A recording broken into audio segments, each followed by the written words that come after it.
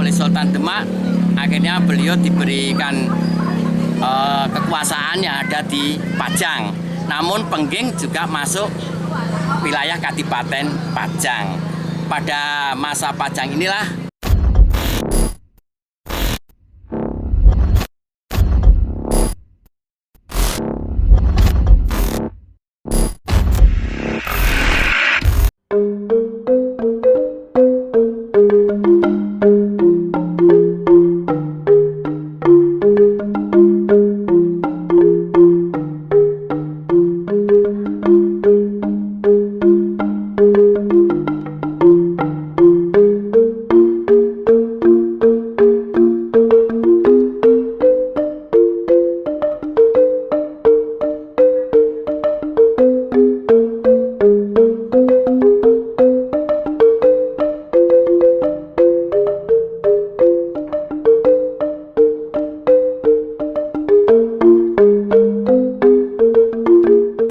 kita berada di sebuah tempat yang kita kenal dengan nama alun-alun Pengging. Kita melihat di belakang saya, ini ada sebuah peninggalan budaya dari masyarakat atau dari leluhur masyarakat Pengging zaman dahulu. Ya, ini beberapa yoni yang terdapat di sekitar alun-alun ini. Nah, peninggalan ini adalah berasal dari zaman Hindu, kurang lebih pada masa kerajaan Mataram Hindu yang kurang lebih pada abad ke-9 Masehi, bahwa pengaruh dari kerajaan Mataram Hindu sampai ke daerah Pengging ini.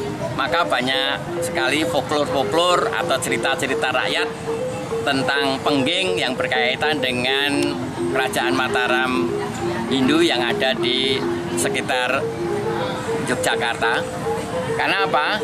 Dari folklor itu kita dapat melihat bahwa sangat erat kaitannya antara masyarakat Pengging dengan masyarakat Mataram yang ada di sekitar Prambanan dan sekitarnya.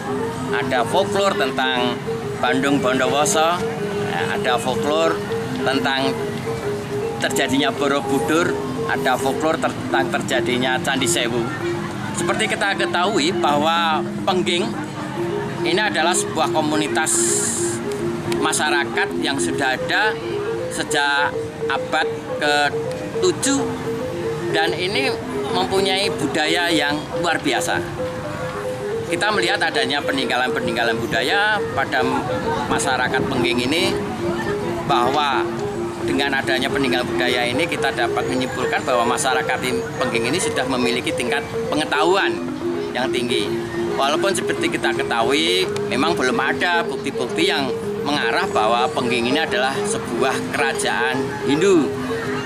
Namun kalau kita melihat peninggalan-peninggalan Pengging yang tersebar di wilayah Pengging ini, kita dapat memperkirakan bahwa Pengging ini adalah pusat peradaban agama Hindu dan Buddha yang ada di sekitar Boyolali. Boyolali belum dikenal, tapi Pengging sudah dikenal. Dari Pengging inilah kita dapat melihat adanya perkembangan ilmu pengetahuan dan perkembangan agama Hindu yang ada di sekitar Pengging sampai ke wilayah dataran tinggi, sekitar wilayah lereng Gunung Merapi dan Merbabu. Di sana ada sebuah prasasti yang kita beri nama Prasasti Sarungga. Di sana ada tempat keresian. Di sini adalah tempat masyarakat yang bercocok tanam, yang hidup secara mandiri. Mereka beragama Hindu rata-rata, kemudian mereka mengadakan ritual sampai ke puncak Merbabu dan puncak Merapi. Itu adalah kegiatan masyarakat yang agamis di Pengging ini. Kurun waktu beberapa abad, Pengging ini masih eksis. Namun setelah meletusnya Gunung Merapi pada tahun 1000-an itu menyebabkan informasi tentang Pengging tertutup. Ada dugaan bahwa Pengging ini terisolasi, walaupun Pengging ini tidak ada yang masyarakatnya berpindah, tetapi agak terisolasi tentang komunikasi, sehingga informasi-informasi perkembangan masyarakat Pengging agak tertutup. Kemudian informasi tentang Pengging ini muncul ketika pada masa Kerajaan Mojopahit. Nah, Kerajaan Mojopahit, informasi Pengging muncul dengan adanya seorang penguasa yang kita kenal dengan nama Adipati Handayaningrat atau Sri Makurung Handayaningrat. Nah, ini adalah salah satu kerabat Kerajaan Mojopahit yang menjadi menantu Raja Mojopahit yang kita kenal dengan nama Brawijaya terakhir atau Brawijaya kelima, di mana Adipati Handayaningrat diberi hadiah, yaitu sebuah tempat yang kita namakan dengan Pengging ini, dan beliau diambil menantu Raja Brawijaya kelima mendapatkan Roro Pembayun. Dalam perkembangan selanjutnya, setelah Pengging ini dipimpin oleh Adipati Handayaningrat, kemudian perpindahan kekuasaan dari Majapahit ke Demak ini menimbulkan suatu perubahan, karena Demak mulai mencurigai bahwa Pengging ini menjadi pusat kekuatan untuk menggeser kekuatan Demak. Akhirnya dengan adanya politik dari Sultan Trenggono berupaya untuk menghilangkan tentang kekuasaan Pengging ini yang pada saat itu diteruskan oleh putra Handayaningrat yang bernama Ki Kebo Kenongo. Akhirnya Ki Kebo Kenongo dengan terpaksa harus merelakan tanah, merelakan kekuasaannya yang ada di Pengging demi keselamatan keluarganya. Setelah era Sultan Trenggono inilah Pengging sudah tidak menjadi kadipaten lagi. Penerusnya yaitu Raden Joko Tingkir atau Karabet, Mas Karabet ini tidak lagi menjadi Adipati Pengging. Beliau kemudian beliau kemudian mengabdi ke Demak oleh Sultan Demak. Akhirnya beliau diberikan kekuasaan yang ada di Pajang. Namun Pengging juga masuk wilayah Kadipaten Pajang. Pada masa Pajang inilah Pengging mulai berkembang kembali masyarakat Pengging semasa kerajaan Pajang ini. Walaupun Joko Tingkir sudah tidak lagi menjadi penguasa di Pengging.